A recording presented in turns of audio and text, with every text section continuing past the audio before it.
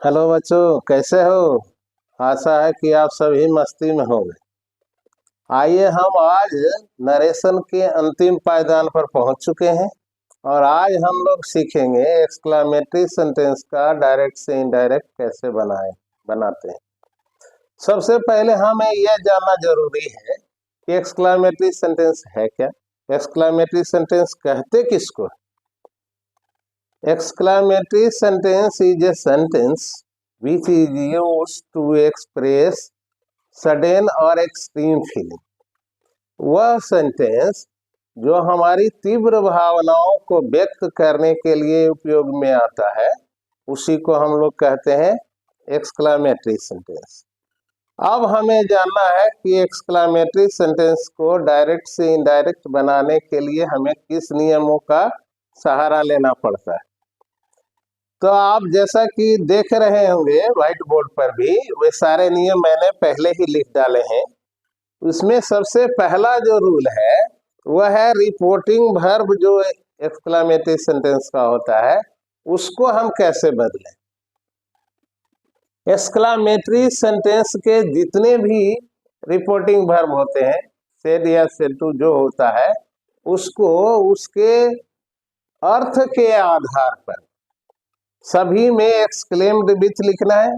Said to के स्थान पर एक्सक्लेम्ड विथ का प्रयोग करना है और उसके बाद उस सेंटेंस के मीनिंग के आधार पर उसमें जोड़ते चले जाना है। यदि खुशी की बात हो तो एक्सक्लेम्ड विथ जॉय, यदि दुख या गम की बात हो तो एक्सक्लेम्ड विथ सॉरो, यदि आश्चर्य की बात हो तो एक्सक्लेम्ड विथ सरप्राइज, यदि गुस्से में कोई बात बोली जा रही है तो एक्सक्लेम्ड विथ एंगर, यदि किसी से नफरत के सेंस में कोई बात बोली जा रही है तो एक्सक्लेम्ड विथ कंटेम्प्ट, और किसी की प्रशंसा में यदि हम कुछ बात बोल रहे हैं तो वह क्या हो जाएगा एक्सक्लेम्ड विथ अपलॉज। और उसके बाद यदि हम किसी पछतावे को एक्सप्लेन कर रहे हैं, हम अपने पछतावे की फीलिंग को एक्सप्लेन कर रहे हैं तो क्या हो जाएगा एक्सक्लेम्ड विथ रिग्रेट। रिग्रेट का मतलब ही होता है पछतावा होना। तो हम पहले क्या कर लेंगे, सेड या सेड टू को एक्सक्लेम्ड विथ में बदल करके और सेंटेंस के अर्थ के अनुसार उसे एक्सक्लेम्ड विथ के बाद लिख देंगे sorrow, regret, anger, contempt, applause, ये सभी लिख देंगे। जैसा जिसका अर्थ होगा वैसा हमें लिख देना है। ये तो बात हो गई रिपोर्टिंग वर्ब के बदलने की। और दूसरी जो महत्वपूर्ण बात हमें ध्यान में रखनी है डायरेक्ट से इनडायरेक्ट बनाने में वह है कि दो सेंटेंस ऐसा होता है डायरेक्ट से इनडायरेक्ट बनाने के दौरान जिसमें हमें इन्वर्टेड कॉमा के स्थान पर दैट कंजक्शन का प्रयोग करना होता है। पहला तो हो गया एसर्टिव और दूसरा हो गया जो कल हम लोग पढ़े कौन, ऑप्टेटिव। अब आज हम तीसरा देख रहे हैं जिसमें भी हमें दैट कंजक्शन का प्रयोग करना है। जहां आप इन्वर्टेड कॉमा लिखते हो जब उसको हटाते हो तो उस स्थान पर जरूर दैट कंजक्शन का प्रयोग करें। Exclaimed with Joy, sorrow, contempt जो भी लिख दें उसके बाद दैट कंजक्शन का प्रयोग अवश्य करें। और इसमें ध्यान देने वाली बात है कि जो एक्सक्लामेटरी वर्ड्स हम लोग यूज करते हैं जैसे वो हो गया, आ हो गया, अलास हो गया, हुर्रा हो गया, these are some of the words which is used to explain our extreme feeling. तो जब हम डायरेक्ट से इनडायरेक्ट में उसको बदलते हैं तो ये सभी जो एक्सप्रेस करने वाले वर्ड्स हैं उसको हम समाप्त कर देंगे। क्यों? क्योंकि अलास का जहां प्रयोग होता है तो इससे सीधे पता चलता है कि ये बात दुख के साथ कही जा रही है और उसके लिए हम रिपोर्टिंग वर्ब में ऑलरेडी परिवर्तन कर चुके हैं। हमने लिख दिया है एक्सक्लेम्ड विथ सॉरो, तो हमें अलास कहने की जरूरत क्या है। तो इसलिए हमें यह बात ध्यान में रखनी है कि जो भी एक्सक्लामेटरी वर्ड्स यूज होते हैं डायरेक्ट नरेशन में उसे इनडायरेक्ट में हमें डिलीट कर देना है, उसे खत्म कर देना है। और अंतिम वाक्य हमें यह ध्यान में रखना है कि एक्सक्लामेटरी सेंटेंस को जैसे ही हम इनडायरेक्ट में बदलेंगे तो उस सेंटेंस के पैटर्न को हमें असर्टिव में लिखना होगा। जैसे मान लो कि हम साधारण तरह से कोई बात बोलते हैं कि सी इज ए ब्यूटीफुल गर्ल, ये हो गया असर्टिव में। इसी बात को हम एक्सक्लामेटरी सेंटेंस में कैसे कहेंगे? What a beautiful girl she is. ठीक है ना?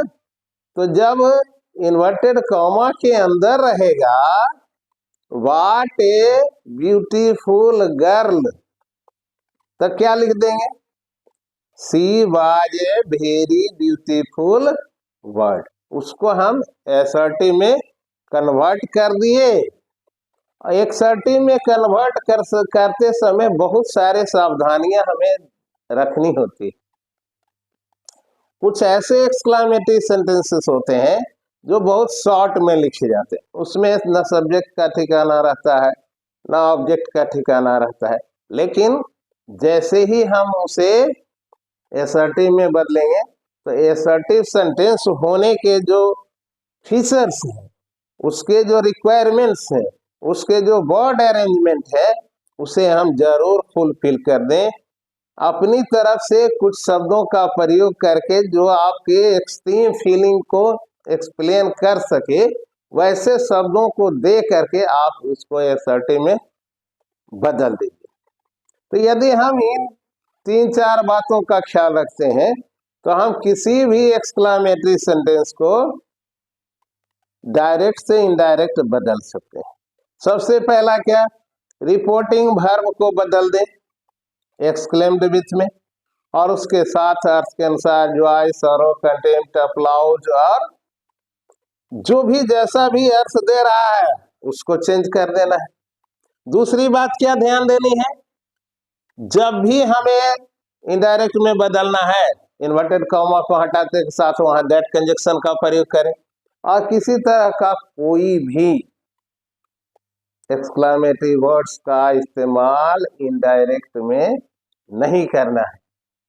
जो भी एक्सक्लामेटरी फॉर्म में हमारा सेंटेंस है उसे जरूर से जरूर हमें असर्टिव में बदल देना है। हमने इन सारे नियमों को देख लिया है। आइए अब हम सीखते हैं कैसे हम बनाते हैं एक्सक्लामेटरी सेंटेंस को इनडायरेक्ट नरेशन। आइए, यहाँ हमने कुछ सेंटेंसेस लिख डाला है, इसे हम इनडायरेक्ट में बदलने का प्रयास करते हैं और हम जानते हैं कि हम इसमें कितना सफल होते हैं। क्योंकि हमने सारे नियमों को देख लिया है, अब इसे चेंज करके देख लेते हैं। सबसे पहला सेंटेंस क्या है? पहला है he said I am undone. इसके अर्थ को देखिए तो आपको पता चल जाएगा कि यह दुख के साथ कह रहा है ना? वह कह रहा है कि हमने जीवन में कुछ नहीं किया। यूं समझ लो कि ये पछता रहा है अपनी करने के लिए। तो पछतावा के लिए क्या देना चाहिए? रिग्रेट देना चाहिए। तो इसे बनाते हैं ही एक्सक्लेम्ड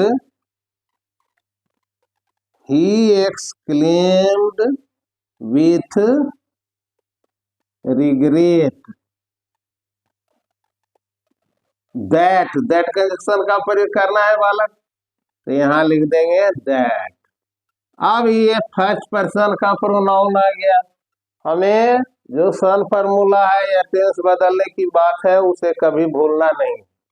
तो यहाँ फर्स्ट पर्सन है तो ये सब्जेक्ट के अनुसार ही बदलेगा, और ही सब्जेक्ट है तो यहाँ क्या हो जाएगा? ही। और ये प्रेजेंट में है तो इसे पास्ट में कर देंगे, तो ही के लिए क्या हो जाएगा? He was undone. तो ये देखिए पहला सेंटेंस का हमने डायरेक्ट से इनडायरेक्ट बदल दिया। अब दूसरे का डायरेक्ट से इनडायरेक्ट बदलते हैं। She said alas I am ruined। उस लड़की ने कहा कि हाय मैं बर्बाद हो गई। तो यह किस बात को दिखा रहा है? खुशी की बात है क्या? नहीं, बर्बादी दुख की बात। तो यहाँ हम क्या लिखेंगे? She exclaimed with sorrow that I am ruined। तो सी के अनुसार हो जाएगा तो क्या हो जाएगा? She was ruined, she was ruined। बस ये हो गया दूसरे का। अब देखते हैं third. Sonu said what a beautiful sight it is. Sonu कह रहा है कितना सुंदर दृश्य यह है। इसका मतलब है सोनू किसी दृश्य को देखा है और उसे वह दृश्य बहुत अच्छा लगा और उस दृश्य को देख करके वह बहुत प्रसन्न है। तो क्या लिखेंगे? Sonu exclaimed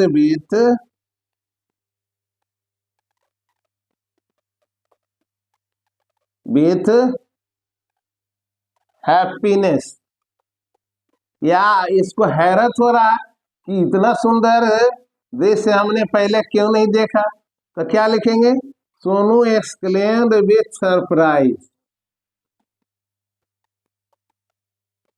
that it was a very beautiful scene. It was a very beautiful scene. ये साइट है, सॉरी साइट। बस what a beautiful sight it is, ये एक्सक्लामेटरी सेंटेंस में था, एक्सक्लामेटरी फॉर्म में था। हमने उसे असर्टिव में बना दिया तो वह क्या बन गया? It was very beautiful sight. इस तरह से हमने देखा कि एक्सक्लामेटरी सेंटेंस का डायरेक्ट से इनडायरेक्ट बनाना बहुत आसान है। बस बात है सिर्फ कुछ नियमों को याद रखने की। आशा है आप सभी नियमों को याद रखेंगे और अपने ग्रामर की पुस्तकों से एक्सक्लामेटरी सेंटेंस का डायरेक्ट से इनडायरेक्ट बनाने का प्रयास करेंगे। यदि कहीं कोई परेशानी होती है या आपको कुछ ग्रामर के विशेष चैप्टर की विशेष बातों को जानने की इच्छा है तो इस कमेंट बॉक्स में जरूर उसे लिखें। हम आपकी सारी इच्छाओं को पूरा करने का पूरा प्रयास करेंगे। हमारा बस यही उद्देश्य है कि हमारे देश में पढ़ने वाला कोई भी बच्चा जो पढ़ना चाहता है सही अर्थों में, वह अपनी पढ़ाई को सुचारू रूप से जारी रखे, उसे किसी तरह की कोई परेशानी न हो। इसी लक्ष्य के साथ हम आगे बढ़ते रहेंगे। यदि आपका सहयोग हमें मिलता रहा तो हम आपकी और अच्छे तरीके से सेवा करने में सफल होते रहेंगे। धन्यवाद।